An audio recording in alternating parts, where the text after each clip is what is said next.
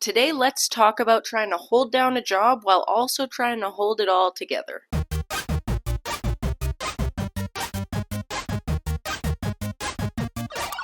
Something that can happen sometimes, or at least it's what happened to me, is that the weight and logistics of living with a trauma disorder can make it a little more complicated to hold down a traditional job and get those friggin' bills paid. This is only just fully caught up to me now in my 30s, but it's been creeping up for a long time. I've made videos about this in the past, so since it's still happening, I kinda suspect that I'm not just lazy or faking, or that it's something that's gonna go away anytime soon. Let's talk about things that I have previously been able to do. In a past life, I worked in retail. I now know that this type of employment is not compatible with me in my existence. Not because I didn't like it, I did. I worked in clothing stores, liquor stores, thrift stores.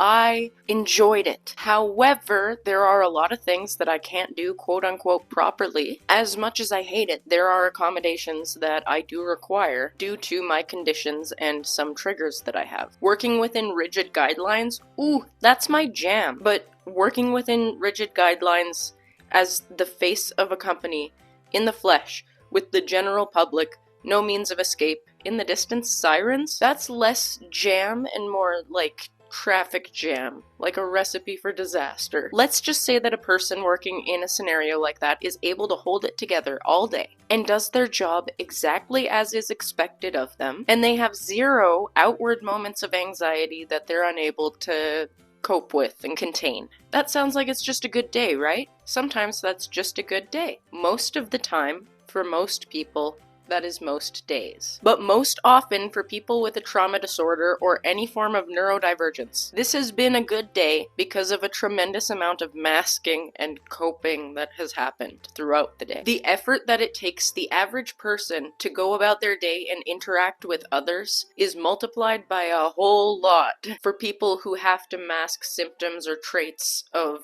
a condition or their neurotype. So for a person like this, what happens at the end of a good day? Not a whole lot, because there's nothing left to give. For me personally, when I worked in retail, the end of my day would mean the end of productivity and life and enjoyment. I've already spent all of my energy reserves on getting through the day, and now I'm supposed to just live my life and enjoy things? Please. Get real.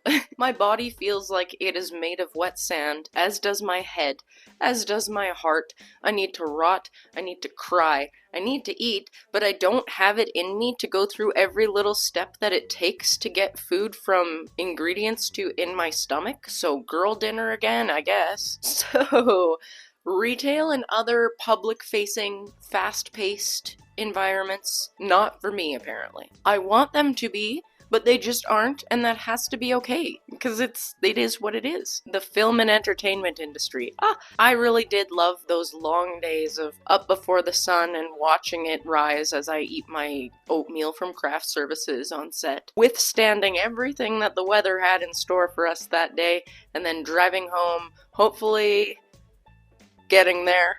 Getting to have a small hand in creating something, I love that. That feeds my soul so much. But enjoyment and dreams aside, long days are taxing for anybody, right? So now imagine the same person that was described in the retail scenario, but now it's also a 12-hour workday minimum. Sometimes it's raining. You have no control over the subject matter, so if it's triggering to you, tough bananas, the show must go on. Get in there, keep your eyes on the monitor in case you need to do any touch-ups. I left the film industry because I physically was not able to do it anymore. So, womp womp. The wedding industry, I loved getting to be a little piece of the puzzle that adds up to somebody's big day. I loved getting to help somebody feel beautiful and like their best bridal self, or bridesmaid self, on such a beautiful occasion. And I was just about to try to fully dive into life as a wedding makeup artist when 2020 happened, and then it became literally illegal to pursue that career at that time. Cool, okay, fast forward to now. Here I am, a has-been,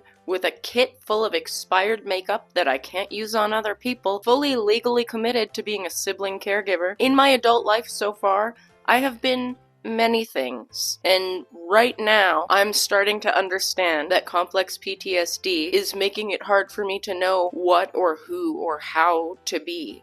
Now, what even am I? Sound off in the comments. For a long time, I felt like a shell of a person, and in some ways, I honestly still do. But I'm trying to shift my perspective from seeing myself as a shell that used to have something in it and is now empty, to an empty shell that can become a home to whatever I want it to be. You know? I don't know.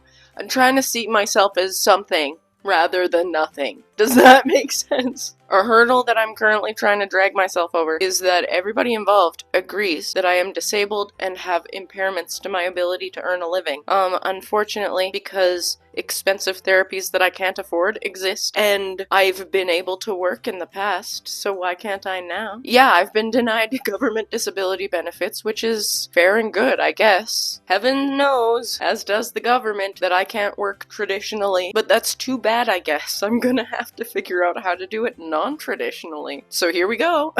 I simply have to build something from scratch, and square one is getting worn down a little bit from the amount of time I spend revisiting it. And if I'm being honest, I'm getting a little worn down too. My doctor continuously encourages me to do the stuff that I can do and build something for myself, because I can't just go get a job at a craft store or something. You don't think I want to go work at Michael's? I would love it. My nervous system just won't allow it. I'm sorry. I like who I am, but the fact of the matter is that who I am is somebody whose brain and nervous system have been damaged to the extent that I am not capable of doing certain things in the way that is expected of me. And that has to be okay. I'll just have to figure out how to have that be compatible with having a house to live in.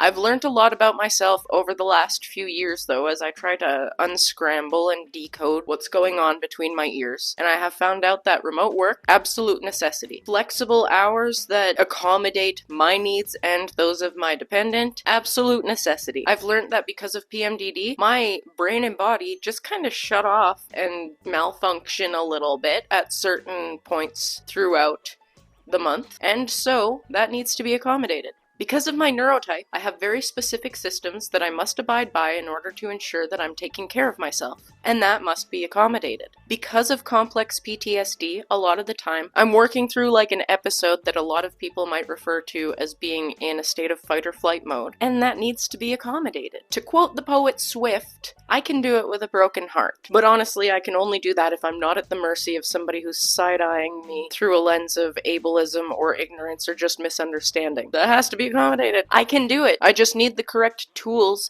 and environment. But because I used to push through and just not have the capacity to do anything else at the end of the day, including feed and bathe myself, I thought that was normal. And now, because I have proven that I physically didn't die, I don't get to have funding that I need now that I'm burnt out. Don't push through. It's not worth it. Push through. It's worth it. Keep carrying on, but rest when you need to, is what I'm trying to say. Oh my god. What I'm trying to say is what I thought was the right and strong thing to do before is dictating the resources that I get or don't today. I kind of feel like I played a stupid game and won a stupid prize. Like, congrats, you did it! You burnt yourself out! And now they don't believe that you need help. Sometimes if you mask hard enough, people will expect that level of functioning from you indefinitely. Like, why don't you just, for me, keep on masking? Because it's heavy. You have to hold it up in front of your face. You're telling me holding your hands up like this all day wouldn't get tiring? Imagine doing that with your brain. Anyway, if you're in a situation where you know you have to build your own life raft while submerged in water, you are not alone, but you do have to do the work. Like, it is imperative that you don't stop building the raft. You absolutely must survive. So now is not the time to give up on yourself.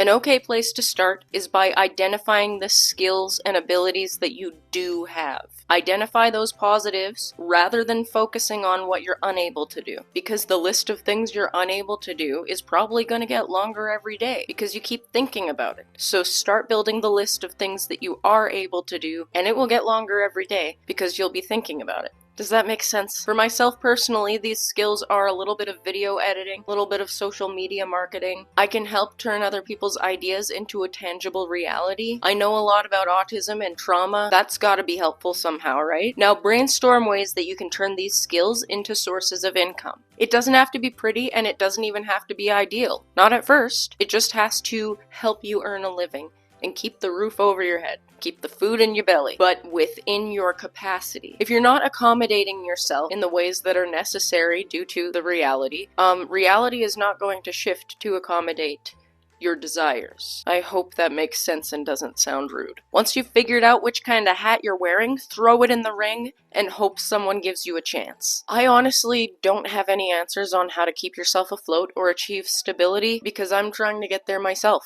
But when it happens for me, I promise to let you know how I did it, so you can too, you know? If anybody out there has any advice to offer, please share your wisdom with others in the comments. It's me, I'm others.